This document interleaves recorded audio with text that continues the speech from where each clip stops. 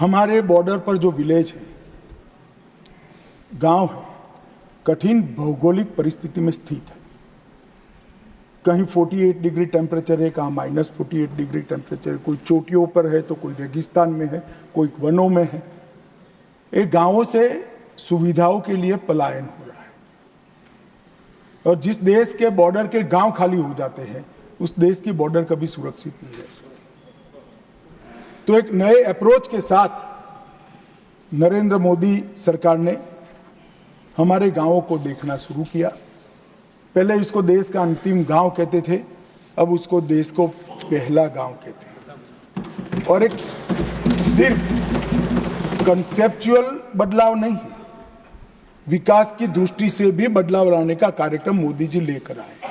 प्रथम गांव कह तो दिया, मगर मैं दावे से कहता हूं साहब, 10 साल में सुविधाओं की दृष्टि से भी ये गांव देश के प्रथम नंबर पे गांव। और इसके लिए वाइब्रेंट विलेज प्रोग्राम लाया गया है।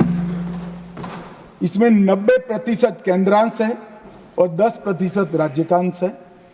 इस अनुपात में निधि जारी की जाती है।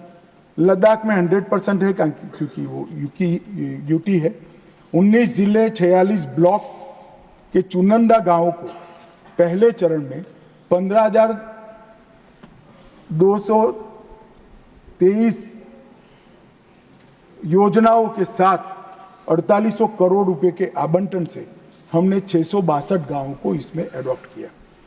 अरुणाचल प्रदेश के 455, हिमाचल के 75, उत्तराखंड के 51, सिक्किम के 46 और लद्दाख के 35। ये प्रथम चरण है। द्वितीय चरण में पूरी सीमा आएगी। तो 662 गांव में ये प्रोग्राम शुरू किया। मान्यवर, अरुणाचल प्रदेश के अंजाव जिले के किब्यूथू गांव में मैं गया था। वहां मैंने एक जबरदस्त उत्साह लोगों के बीच में देखा।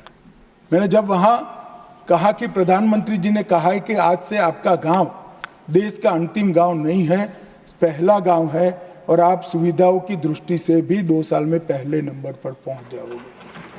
मानवर, जबरदस्त उत्साह। और हमने बहुत सारे बदलाव किए। लगभग 901 परियोजनाओं को हमने स्वीकृत किया है। सड़क घटक के अंतर्गत अरुणाचल प्रदेश, सिक्किम, उत्तराखंड में 136 गांवों को जोड़ने का काम समाप्त हो चुका है। 113 सड़कें, 8 LSB परियोजनाएं समाप्ति के कगार पर है, और इसके लिए 312 करोड़ रुपया खर्च हो चुका है। और अब अरुणाचल के 125 गांव सड़क से जुड़ चुके हैं, सिक्किम के 3, उत्तराखंड के 8, और 312 करोड़ रुपया कुल उसके लिए खर्च होता है।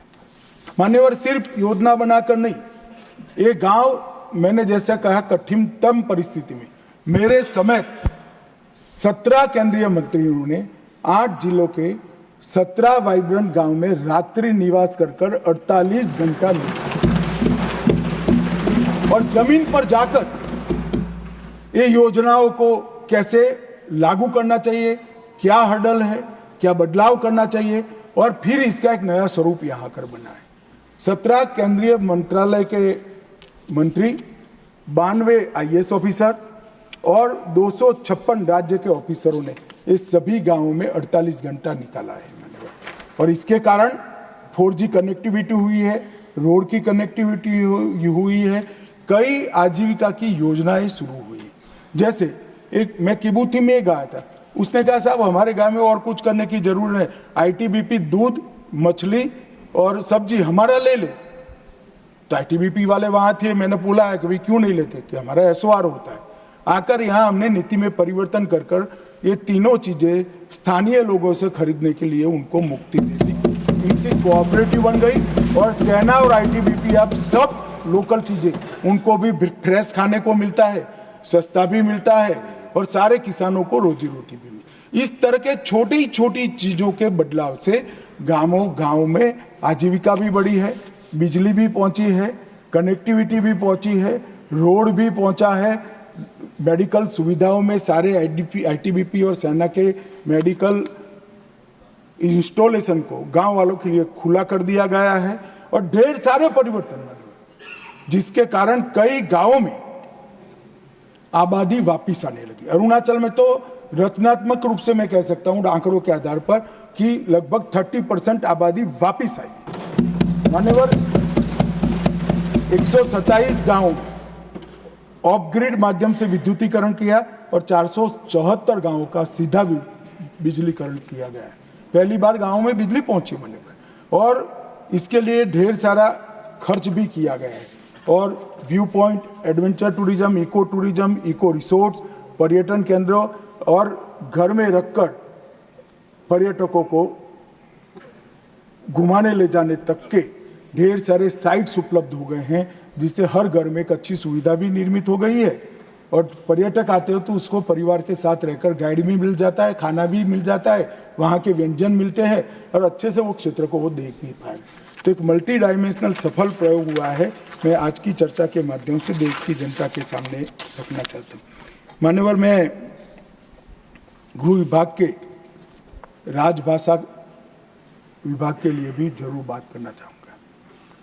मान्यवर, सबसे पहले मैं एक बात कर देता हूँ जिससे भाषा के नाम पर देश के बांटने वाले लोगों को एजेंडा न मिले। नरेंद्र मोदी सरकार ने राजभाषा विभाग के अंतर्गत भारतीय भाषा अनुभाग की स्थापना की है, जो सभी भारतीय भाषाओं को प्रचलन बढ़ाने के लिए काम करेगा। तमिल हो, तेलुगु हो, मराठी हो, गुजराती हो, पंजाबी हो, असमिया हो, बंगाली हो, हर भाषा और सबका हिंदी और अंग्रेजी से अनुवाद के ऐप बने। और मैं एक बात घोषणा करना चाहता हूं मान्यवर कि ये दिसंबर के बाद मैं हर राज्य में किसी भी नागरिक हो, मुख्यमंत्री हो, मंत्री हो, सांसद हो, उसके साथ उसकी भाषा में ही पत्र व्यवहार करने वाला हूं। इस स्थिति आप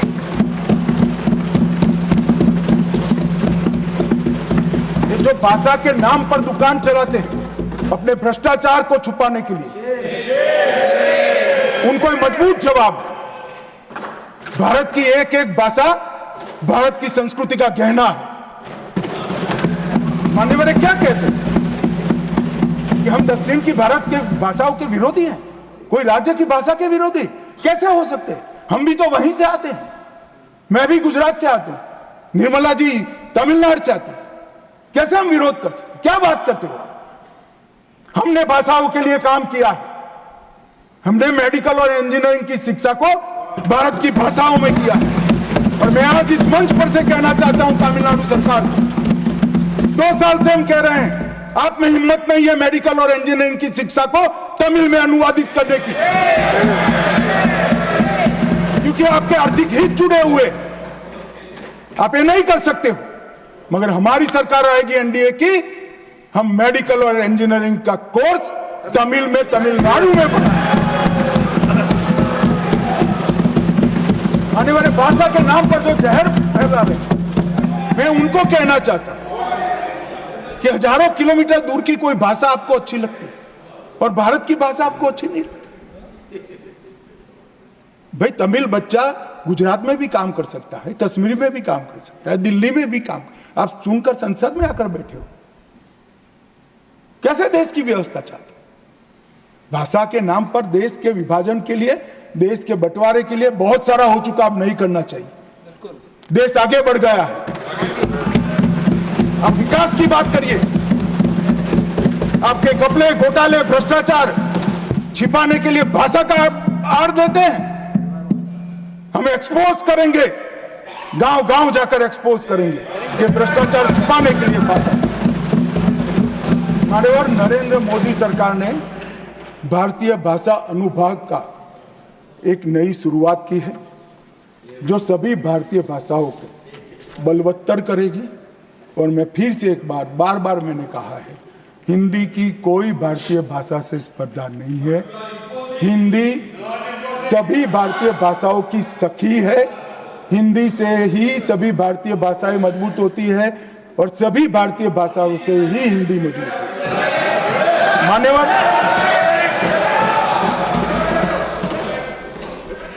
मान्यवर, राजभाषा के लिए हमने 3 खंड राष्ट्रपति महोदय को सबमिट किए हैं और राजभाषा के साथ साथ सारी भारत की भाषाओं के विकास के लिए नरेंद्र मोदी सरकार, भारतीय जनता पार्टी और पूरा एनडीए प्रतिबद्ध है, इसमें किसी को शंका नहीं।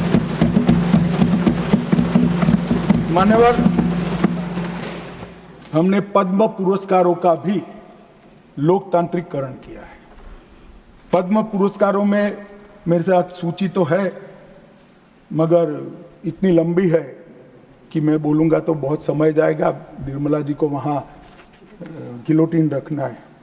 मान्यवर, पद्म पुरस्कारों में ऐसे लोगों को पुरस्कार मिले हैं जो सामान्य लोगों के हीरो थे, जिन्होंने पूरा जीवन इस समाज के अंदर, इस देश के अंदर छोटे छोटे परिवर्तन लाने में खपा दिया।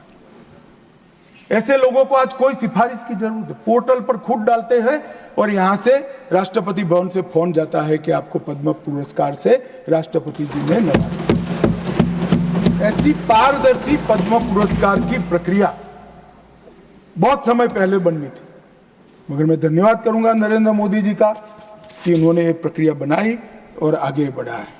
माननीय गृह विभाग ने ढेर सारे कानून भी बनाए हैं। ये 3 नए कानूनों के साथ साथ हमने 370 जम्मू कश्मीर के विभाजन का कानून, सीएए आपदा प्रबंधन सुधार के लिए कानून अभी सदन में लाना है, यूएपीए को अपग्रेड किया, एनआईए को बदला। इसके साथ साथ हमने हथियार कानून में संशोधन किया, जन्म मृत्यु पंजीकरण कानून में सुधार किया, संघ राज्य क्षेत्र के 9 नए कानून बनाए गए मान्यवर। और सभी कानूनों का उद्देश्य देश में संघ भावना का अभिवृद्धि हो और देश की कानून और व्यवस्था मजबूत हो, वो ही रहा। सीएपीएफ के कल्याण के लिए भी ढेर सारी चीज़ें हमने की हैं। हमने सीएपीएफ आयुष्मान भारत योजना दायर की है। मैं आज गर्व के साथ कह सकता हूँ मान्यवर, 41,21,443 सीएपीएफ के अभी के और पूर्व कर्मचारियों के पूरे परिवार को आयुष्मान भारत कार्ड,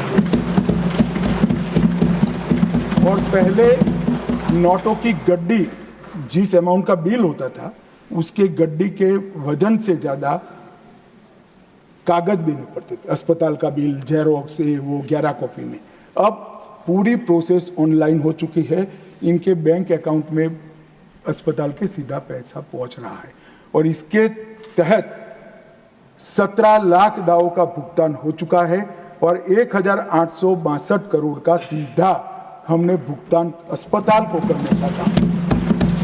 हमने सीएपीएफ के अंदर ई आवास पोर्टल बनाया है।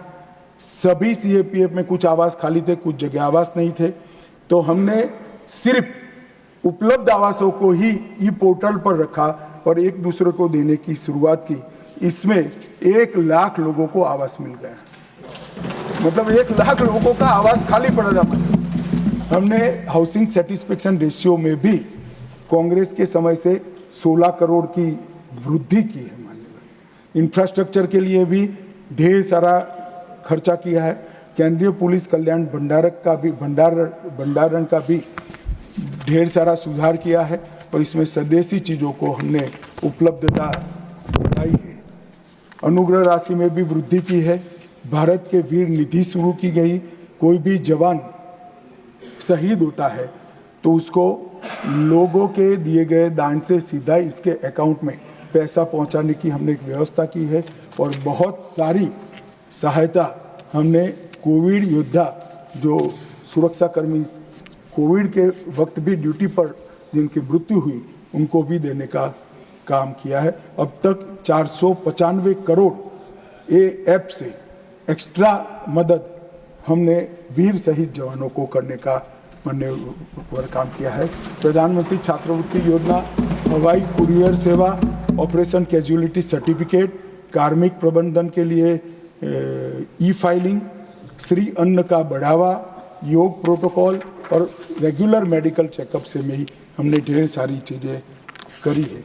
मान्यवर, मैं मणिपुर पर जरूर बात करूंगा, अभी इसलिए करना नहीं चाहता कि समय की कमी है। मणिपुर पर राष्ट्रपति शासन का यहाँ जब मैं अनुमति लेने आऊँगा उस वक्त जरूर इस पर चर्चा करेंगे, सबको सुनूंगा भी और जवाब भी दूंगा। परंतु मैं इतना सदन को विश्वास दिलाना चाहता हूं कि मणिपुर में अब शांति है। दोनों कम्युनिटी के बीच में हमने बातचीत की भी शुरुआत की है और मैं आशा रखता हूँ कि बातचीत के माध्यम से ही ये दोनों समुदायों के बीच में जो दूरी हुई है वो पाटने में हम बहुत जल्द सफल होंगे। मान्यवर, सीमा सुरक्षा के लिए भी हमने बहुत सारे काम किए हैं। मैं अभी वितंडाबाद में जाना नहीं चाहता, परंतु इतना जरूर कहना चाहता हूं कि एक लैंड पोर्ट का विषय ऐसा है जो देश के ध्यान पर बहुत कम आया है।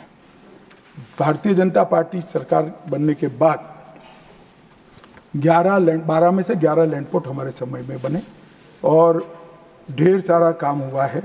और अब तक लैंड पोर्ट अथॉरिटी के माध्यम से 70,959 करोड़ रुपए का व्यापार हुआ है, सड़क से व्यापार हुआ है और 30 लाख से ज्यादा यात्रियों की आवाजाही हुई है और अब तक 12 कार्यरत है और 26 लैंड पोर्ट की टोटल हमारी योजना है।